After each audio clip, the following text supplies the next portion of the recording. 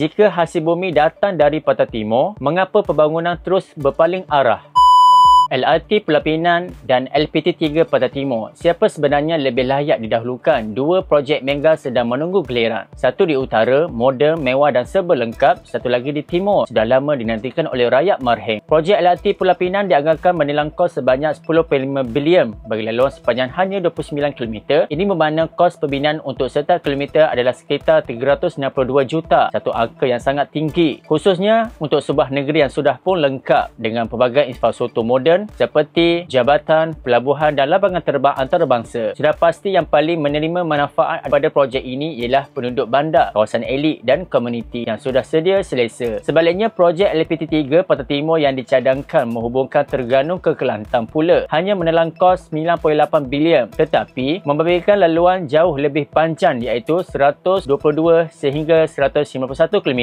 Ini menjadikan kos purata pembinaan sekitar 65 hingga 80 juta bagi setiap kilometer, jauh lebih murah berbanding projek LRT di Pulau Pinang. Lebih penting, LPT3 akan memberi manfaat terus kepada rakyat luar bandar, terutamanya di kawasan majoriti Melayu yang selama ini bergantung kepada jalan sempit dan sesat untuk ke destinasi. Pulau Pinang penduduk sekitar 1.8 juta, komposisi etniknya Cina 41.3%, Melayu 40.7%, Indias 8.9%. LRT akan melonjakkan nilai hartanah dan pelaburan di kawasan bandar dibiayai sepenuhnya oleh kerajaan. Namun, ramai yang bayangkan LRT ini seperti Kelana Jaya Line, sistem LRT jenis medium high capacity yang sesuai untuk bandar besar dengan keupayaan 15,000 sehingga 30,000 penumpang sejam sehala. Tapi, adakah Pulau Pinang perlukan sistem kompleks dan semahal ini?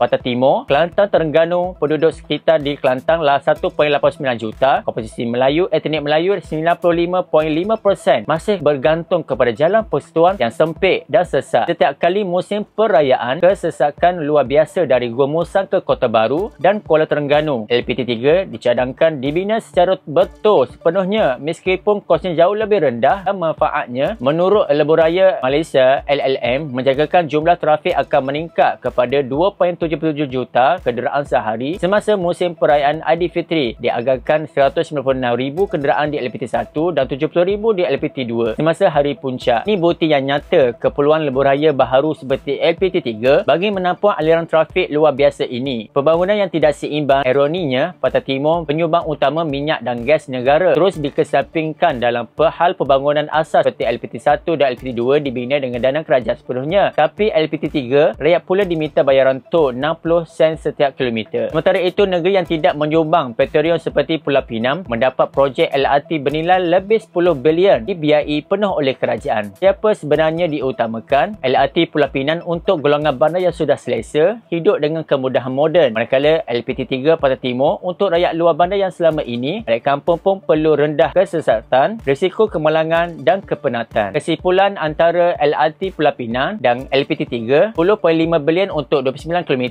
LRT mahal, bandar tidak pasti pulangannya, 9.8 bilion untuk 122 sehingga 101 km, lebuhraya murah, luar bandar tapi masih bergantung. Soalannya, bukan siapa nak maju, tapi siapa lebih perlu, bukan siapa yang lebih lantang, tapi siapa yang lebih lama disenyapkan. Jika hasil bumi datang dari Pantai Timur, mengapa pembangunan terus berpaling arah? Terima kasih kerana setia bersama kami Tarbiyah Bakers dan kita jumpa lagi di next video akan datang.